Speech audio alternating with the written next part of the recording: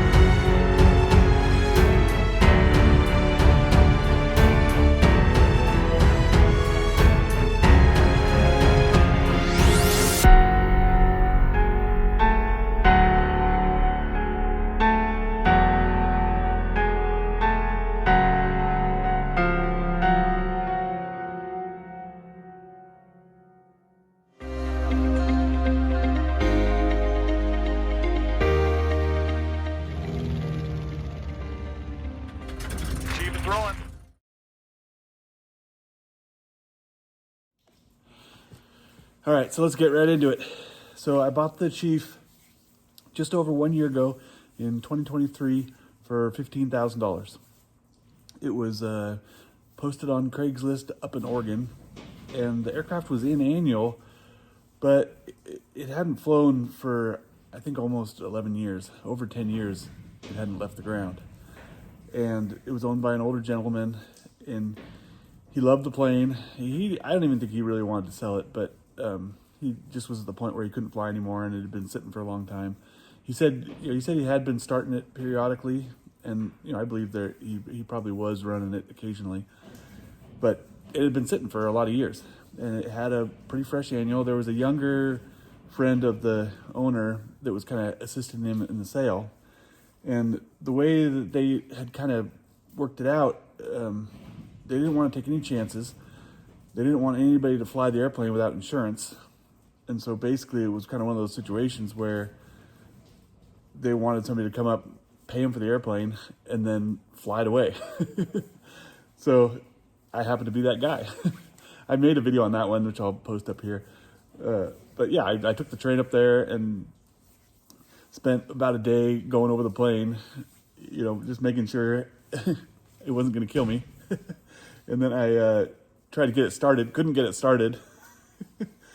And the younger guy that was helping me helping the older guys sell it. They both tried to help me out as much as they could, but we just couldn't get it running. So I was like, well, I'm gonna go get a hotel, spend the night, and then went back the next morning and got it running and decided to buy it. So I ran it for a while on the ground and taxied it around, and then paid the guy for it, and then flew it home. So I definitely took some risk there, and I think that is why the price was as low as it was. It had been on the market.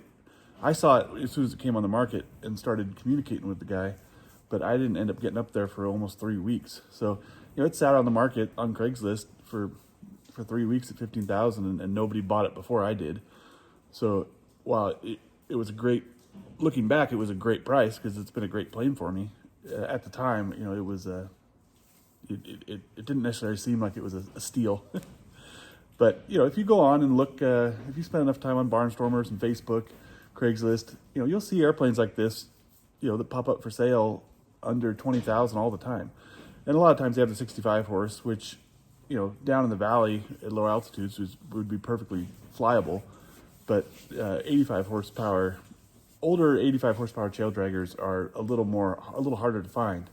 They do pop up though. There was a tandem version, a pre-war Aeronca that I saw for sale. I think it was at 23 or 24, and it was on the market for quite a while with an 85 horsepower. And it probably would have performed very similar to mine, and would have been an awesome airplane. And it was on the market for about 2 or 3 weeks, I believe, and now it's gone. So somebody's out there with a 85 horsepower pre-war Aeronca, and they're about ready to have some good times. All right, so let's say you've managed to scrape together 20 grand or so, and you've bought yourself a vintage Taildragger. Now you got to figure out where you're going to store it, and you got to maintain it. You got to put gas in it. You got to get insurance on it. And if you're in California, you got to pay taxes on it. So this is the part that actually gets expensive because, your hangar is probably one of the biggest expenses in owning an older vintage Taildragger. And that's going to cost you, anywhere from $400, $500, $600 a month. And that ends up averaging $5,000-$6,000 a year. So you could easily get 3 or 4 years into ownership on your old Taildragger and have spent more storing the airplane than the plane's worth, which doesn't make a lot of sense. I'm pretty fortunate that I share this hangar with another guy that has a Thorpe, and so that helps me kind of defer some of the hangar costs. The airplane burns about averages around 5 gallons an hour, maybe even a little bit less, so it really doesn't cost me that much to fly it on an hourly basis. I put all my numbers together and it looks like I'm right around $55 an hour for this last year. I flew it over 150 hours, and my annual was a little more expensive this time around than I think it will be next time. So my hope is that I'll be able to get it down under 50 bucks an hour to fly the plane. And that includes oil, gas, insurance. I don't carry full coverage, I just have liability. So, if I put it into a ditch and rip the landing gear off or worse, then, I'm gonna have to pay to repair it or pay to scrap it. But that kind of leads into the next segment here, which is why these planes are so great is because they're inexpensive to operate. And that's why I love this thing so much, is because it was actually affordable for me. If you look at buying a $200,000 or $300,000 Carbon Cub to go out and land in the bushes, by the time you pay insurance and all that stuff, it gets costly. I think it's time to go flying again. So in the third part of this video, we'll get into kind of the pros and cons of this old airplane and why I love it so much. But for now, I'm pretty sure the Phantom Falls up there above Oregon are probably ripping because we just had a lot of rain. And so I'm gonna fire up the Chief. We're gonna blast out there and see if we can take a look at the waterfall. Woo, it's chilly out here. Chief just came off the heater though, so she fired right up for me. All right, we made it over here to Lake Oroville. Up with a little bit of a tailwind. Right up in front of us there is Table Mountain. Kind of on the west side of Table Mountain, there's a nice little waterfall that should be going pretty strong. Phantom Falls.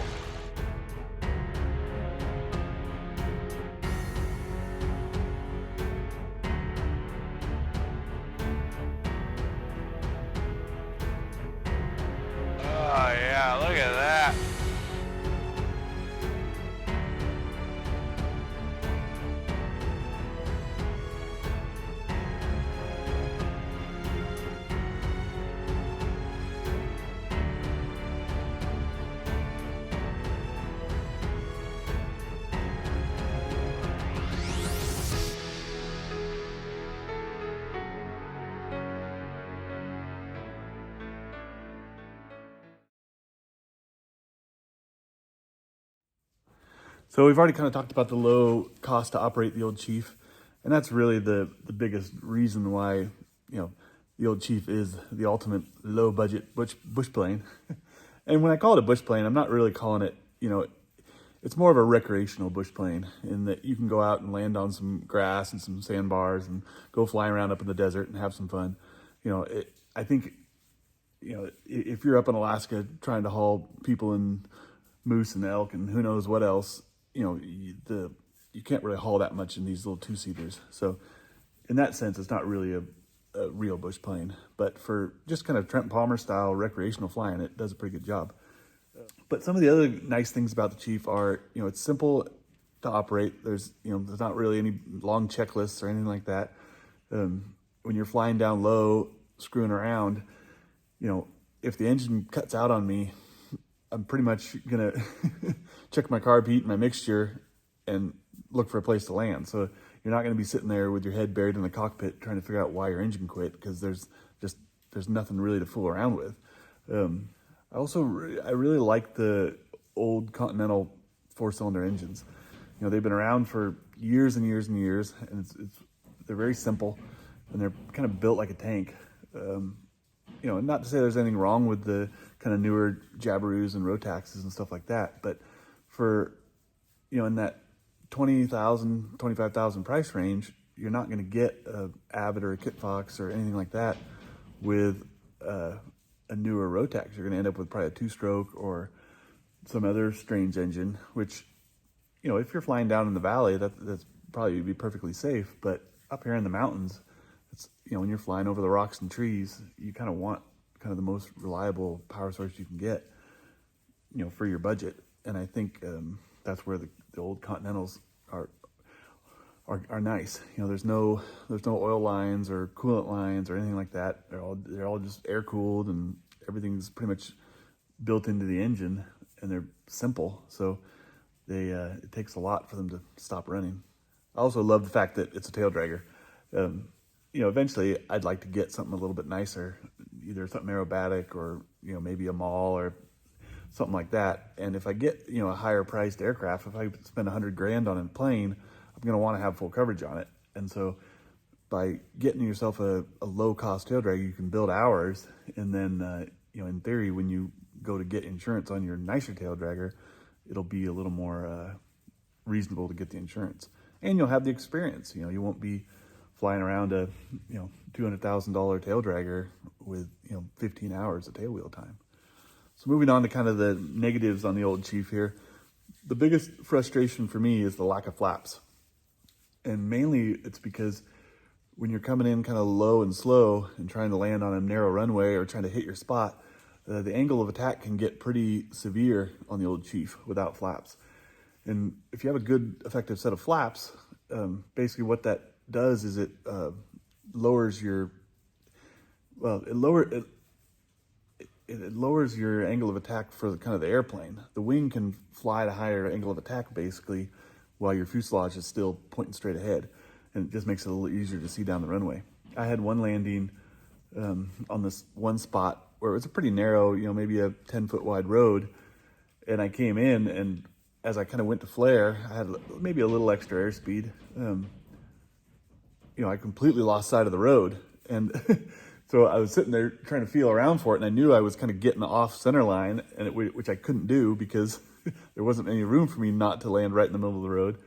And so I powered up a little bit. Fortunately, it was a long runway, so I just powered up a little bit and kind of got sight of where my runway was again, and then was able to get it back where it needed to be.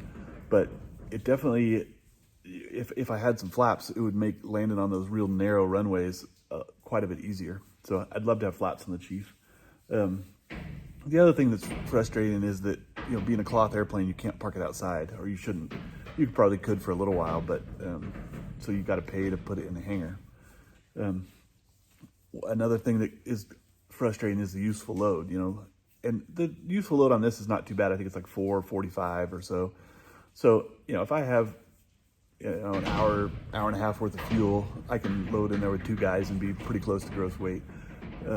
But you can't load 2 guys in there with a bunch of stuff and fill it full of gas and go flying off. And so having a little more useful load would be nice. But when it comes to these older tail draggers, they're all going to have, you know, right around that 400, 450, maybe 500 pounds if you're lucky useful load.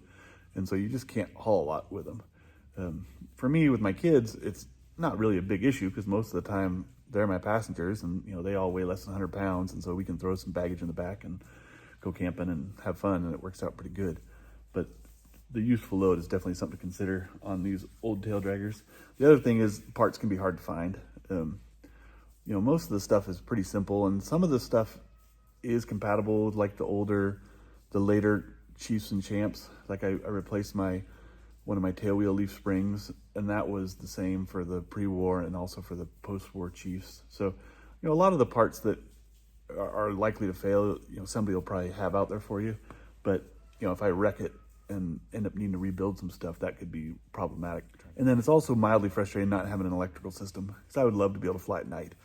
And I've thought about trying to rig up some lights on this thing, but to do it properly would be pretty expensive. And besides that, for the majority of the flying that most of us do, you know, these old tail draggers are kind of check a lot of the boxes, and they're kind of one of the cheapest ways to get into some flying and have some fun. And as far as the performance, you know, I've gone a lot of places in the Chief that I didn't necessarily realize that these planes could go. And my Chief, you know, flies, I think it performs better than most for whatever reason. I think maybe a light tailcraft with an 85 horsepower could probably compete with the Chief, but you know, it definitely performs better than a lot of the other small tail draggers that I fly around with. All right, I think that's about it for this episode. Remember to subscribe to my channel if you enjoy the adventures in the Chief, and also like and turn on your notifications and do all that stuff. My channel is not monetized yet, so I don't make any money off anything I post.